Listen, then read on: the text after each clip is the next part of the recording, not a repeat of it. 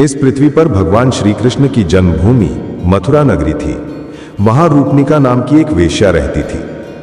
उसकी मां मकरदंष्टा बड़ी ही कुरूप और कुबड़ी थी। वो कुटनी का कार्य भी करती थी। रूपनिका के पास आने वाले युवक उसकी मां को देखकर बड़े दुखी होते थे। एक बार रूपनिका पूजा करने मंदिर में गई। वहां उसने दूर खड़े एक युवक को देखा। युवक ने भी रूपनिका को देखा और देखते ही वो उस पर आसक्त हो गया। वो उसे प्राप्त करने के लिए विचार करने लगा। बेचारा युवक आया तो था पूजा करने, किंतु वेश्या पर मर मिटा। रूपनिका की मनस्थिति भी इसी प्रकार की हो गई थी। वो भी पूजा करने आई थी, किंतु युवक पर मोहित हो गई। उसने अपने साथ आई सेविका से कहा, देखो वो सामने एक युवक खड़ा है, जाकर उससे कहो कि आज रात्रि वो मेरे घर पर पधारें। सेविका युवक के पास गई और बोली, युवक, वो सामने मेरी स्वामिनी रूपनिका खड़ी हैं। उन्होंने आज रात्रि आपको अपने घर आमंत्रित किया है। आप अवश्य आने की कृपा करें। ये सुनकर युवक बोला, मुझे इसमें कोई आपत्ति नहीं है, किंतु मैं लौह जंग नाम का एक निर्धन ब्राह्मण हूं, जबकि रूपनिका के पास केवल धनवान ही जा सकते हैं। ऐसी स्थिति में मैं वहां कैसे आ सकता हूं? मेरी स्वामिनी आपसे धन नहीं चाहती। आप केवल उनके निवास स्थान पर आ जाएं, यही बहुत है। यदि ऐसी बात है तो आज रात्रि मैं अवश्य जाऊंगा। सेविका ने सारी बात रूपनिका को बताई। पूजा करने के बाद रूपनिका अपने घर पहुंची और उस युवक के ध्यान में डूब गई। संध्या होने पर वह उसकी प्रतीक्षा में बैठ गई। लौहजंग निश्चित समय पर रूपनिका के पास पहुंच गया। मकरदंष्टा को बड़ा आश्चर्य हुआ, क्योंकि उसने रूपनिका को काफी समझा बुझाकर मंदिर भेजा था। लौहजंग को आया देख रूपनिका प्रसन्नता के साथ उसे अपने शयन कक्ष में ले गई और उसने अपनी मां की भी कोई परवाह न की। लौहजंग के साथ सहवास करने से रूपनिका को अपार आनंद प्राप्त हुआ था। वो अपने जीवन को धन्य समझने लगी। उसने अन्य युवकों से संबंध तोड़ लिए और केवल लौहजंग की होकर रहने लगी। लौहजंग भी आनंद पूर्वक उसी के घर में रहने लगा। अपनी कन्या के इस व्यवहार से मकरदंष्टा बड़ी दुखी थी। कहां वो नगर भर की वेश्याओं को प्रशिक्षण देती थी और कहां उसी की पुत्री उसके वश से बाहर हो गई। उसकी कुछ समझ में नहीं आ रहा था कि क्या करे। एक दिन वो रूपनिका से बोली, पुत्री, इस दरिद्र को तुमने क्यों पाल लिया है? मनुष्य भले ही मुद्रे का स्पर्श कर ले, किंतु वेश्या निर्धन का स्पर्श नहीं करती। सच्चे प्रेम और वेश्यावृत्ति का आपस में कोई संबंध नहीं है। मां की बातें सुन रूपनिका को बड़ा गुस्सा आया। वो कहने लगी, मां, चाहे तुम कुछ भी कहो, मैं इसे नहीं छोड़ सकती। मैं इसे प्राणों से भी अधिक चाहती हूं। मेरे पास धन की कमी नहीं है, और फिर इतने धन का मैं करूंगी भी क्या? तुम बहुत बड़बड़ कर रही हो। अब भविष्य में इस प्रकार की बातें मत करना। पुत्री को विद्रोह पर उतरी हुई जानकर मकरदंष्टा मन महसूस कर रह गई। वो किसी प्रकार लौहजंग को निकाल बाहर करने की योजना बनाने लगी। कुछ दिन बाद मकरदंष्टा ने कुछ सशस्त्र सैनिकों के साथ जाते हुए एक राजकुमार को देखा। उसके पास जाकर वो बोली, राजकुमार, मेरे घर पर एक निर्धन कामुक ब्राह्मण ने अधिकार कर लिया है। मैं आपसे प्रार्थना करती हूं कि आप उसे किसी भी प्रकार निकाल बाहर करें। इसके बदले में आप मेरी पुत्री के साथ आनंद पूर्वक विहार कर सकते हैं। प्रेम बंधन में उलझ जाने वाली वेश्या की चमक संध्या के समान शीघ्र नष्ट हो जाती है। वेश्या केवल धन के लिए प्रेम का नाटक करती है। मेरा कहा मानो, इस दरिद्र ब्राह्मण से पल्ला छुड़ा लो, अन्यथा तुम स्वयं अपने पांवों पर कुल्हाड़ी मार लोगी। प्रजा की रक्षा करना अपना कर्तव्य समझ राजकुमार ने उसकी बात स्वीकार कर ली। वे रूपनिका के घर गया। संयोग से उस समय रूपनिका मंदिर गई हुई थी और लौहजंग भी घर पर नहीं था। कुछ ही समय बाद जब वे लौटा तो राजकुमार के सैनिक उसे पीटने लगे। वे वहां से भागने लगा तो सैनिकों ने उसे नाले में गिरा दिया। जान बचाकर किसी तरह वे वहां से भाग खड़ा हुआ। लौटने पर रूपनिका ने घर की दशा देखी और जब उसे सब कुछ ज्ञात हुआ तो वे बहुत दुखी हुई। फिर राजकुमार को भी लगा कि उसने जो कुछ किया वो उचित नहीं था। तब उसने रूपनिका की भोग का विचार छोड़ दिया और वहां से निकल पड़ा। लौहजंग समझ गया कि यह सब मकरदंष्टा की करतूत है। उसे उस पर भारी क्रोध आ रहा था, किंतु वो विवश था, इसलिए वो किसी तीर्थ में जाकर आत्मघात करने का विचार करने लगा। तपती दोपहरी में वो आगे बढ़ रहा था। मकरदंष्टा के व्यवहार से दुखी तो वो था ही, ऊपर से भयंकर गर्मी में चलना भी कठिन हो गया। तब इधर उधर छाया की खोज करने लगा, जिसका वहां नाम भी न था। तभी उसे एक मरे हाथी की खाल दिखाई दी, जिसका मांस गीदड़ों ने खा लिया था, किंतु चमड़े को वे नहीं खा पाए थे। उस खाल के पास जाकर लौहजंग उसके अंदर देखने लगा। उसमें मांस या रक्त का नाम भी न था। वो उसके अंदर जाकर बैठकर आराम करने लगा। छाया मिलते ही गर्मी में थके हारे लौहजंग को तत्काल नींद आ गई। लौहजंग को कुछ भी सुध न थी। उसे ये मालूम न हो सका कि कब भयंकर वर्षा हुई और कब क्या हुआ। वर्षा में नदियों से बहता हुआ वो उसी खाल के साथ समुद्र में जा पहुंचा। समुद्र में वो खाल के साथ ऊपर नीचे हो रहा था तो एक गरुड़ ने उसे देख लिया।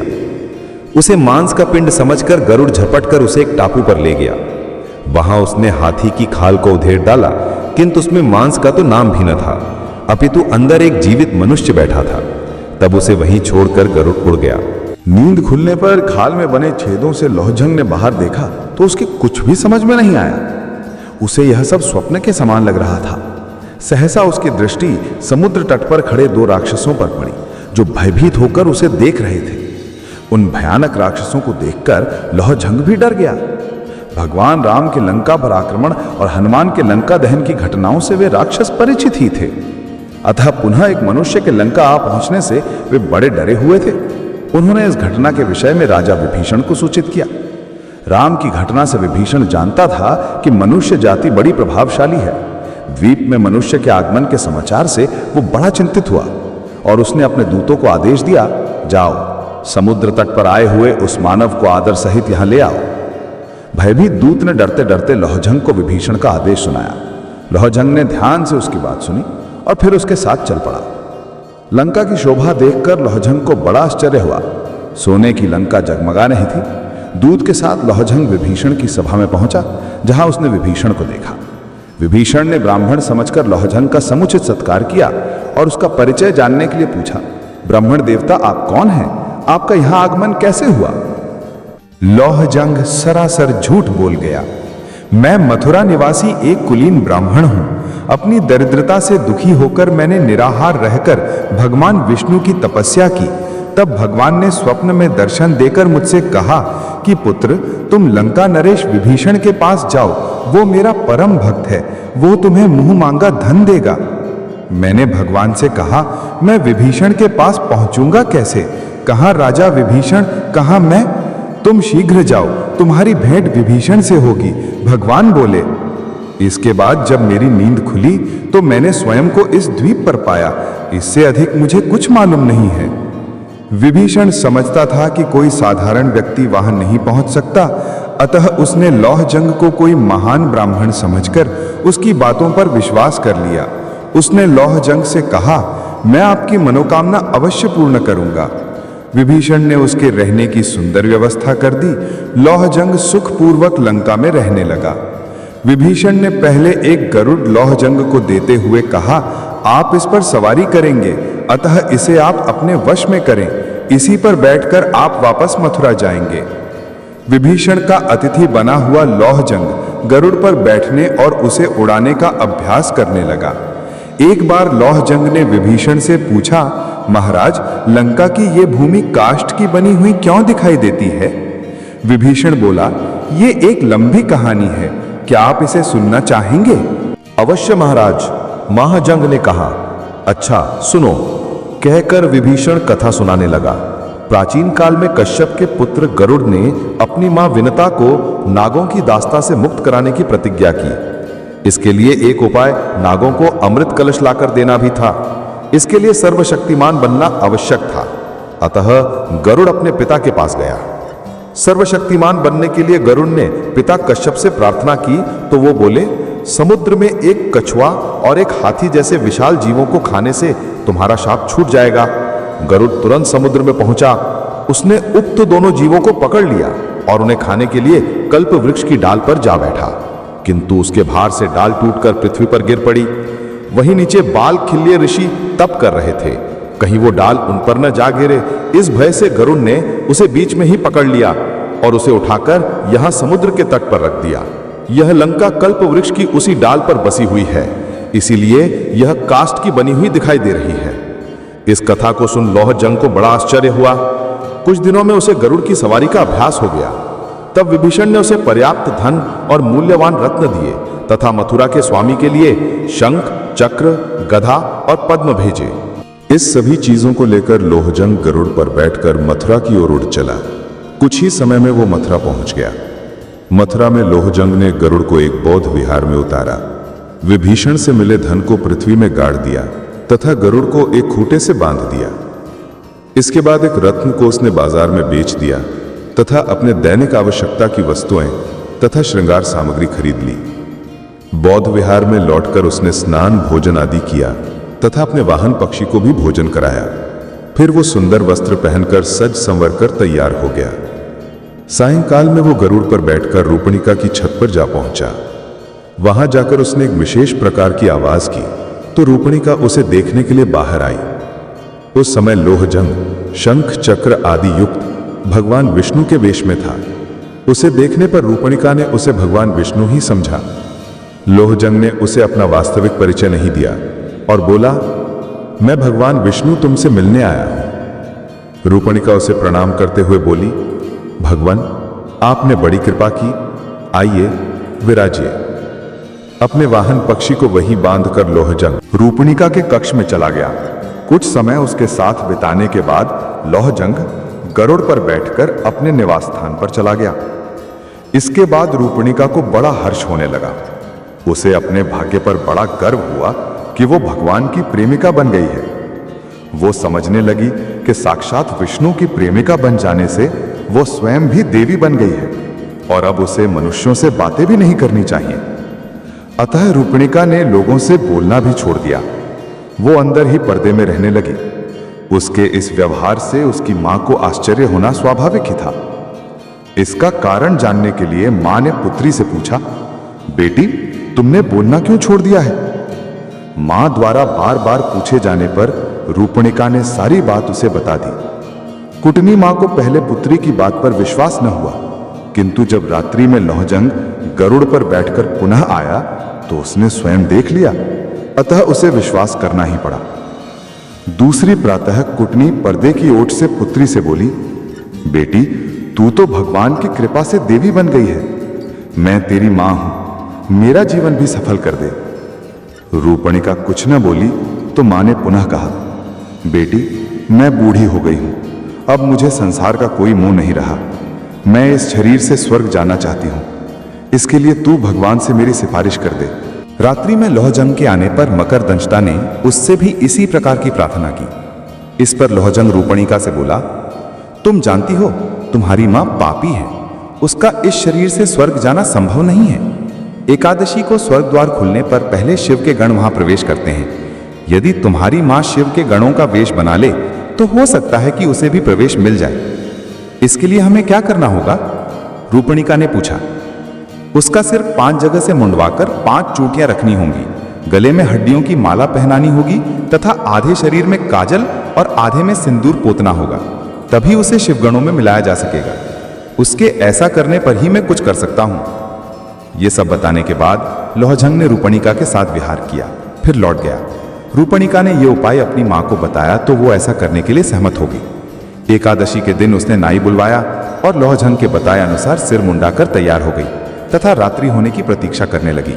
यथा समय लोहजंग वहां आया, उसने रूपणिका के साथ रमण किया। इसके बाद जब वो जाने लगा तो रूपणिका ने अपनी मां को उसके साथ भेज दिया। कुटनी को गरुड़ पर बैठाकर लोहजंग उड़ चला।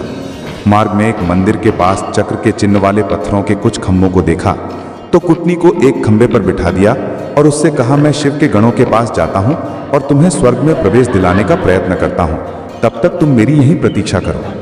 बुढ़िया कुटनी को वहां बैठाकर लोहजंग उड़ गया। आगे एक मंदिर में रात्रि जागरण हो रहा था। लोग कीर्तन कर रहे थे।